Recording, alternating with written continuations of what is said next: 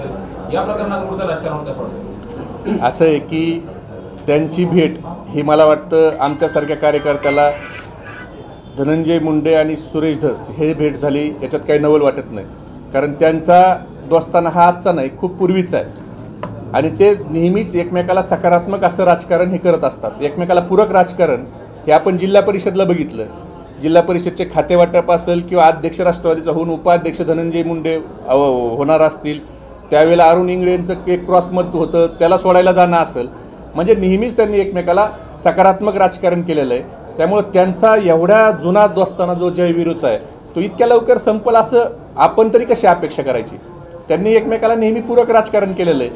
शेवटी दाखवणं राजकारणात वेगळा पार्ट आहे, पण त्यांचं आतली मैत्री जसं बावन्नकुळे साहेबांनी सांगितलं की 4.5 तास ते दोघं एकत्र बसले होते, हे मी म्हणत नाही, तर बावन्नकुळे साहेबांनी सांगितलं आणि 4.5 तास दोघंही खूप इमोशनल आहेत. म्हणजे आता दोघंही खूप इमोशनल आहेत म्हणजे त्यांचं इमोशनल, त्यांचं प्रेम हे बावन्नकुळे साहेबांनी तो उघड्या डोळ्यांनी बघितलं असेल. आता 3 तासात पिक्चर संपतो, 4.5 तास नेमकी काय चर्चा झाली असेल हे आता विचार करायला पाहिजे याच्यावर. व्हॅलेंटाईन डेला इमोशनल कसं झाले असेल? 14 फेब्रुवारी त्यांची भेट व्हॅलेंटाईन, प्रेम त्यांचं पहिल्यापासून आहे, पण त्यांची भेट ही व्हॅलेंटाईन डेला झाली का त्याच्या अगोदर झाली हे अजून बावन्नकुळे साहेबांनी सांगितलं नाही. पण ते म्हणतात 2 भेट झाल्या. बावन्नकुळे साहेबांनी एकाच भेटीचा संदर्भ दिला 4.5 तासाचा.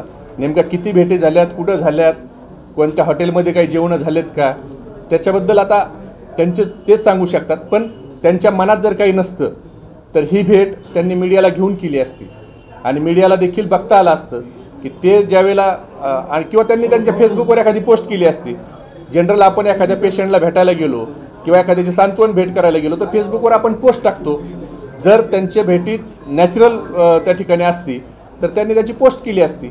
मला वाटतं एकीकडं 2 समाजामध्ये तेढ निर्माण करणारी वक्तव्य करायची आणि नंतर अशा भेटी करायच्या आणि राजकारण करायचं, याच्यापेक्षा 2 समाजामध्ये जी तेढ निर्माण झाली ही देखील मिटवली पाहिजे आणि त्या हिशोबाने बोललं पाहिजे.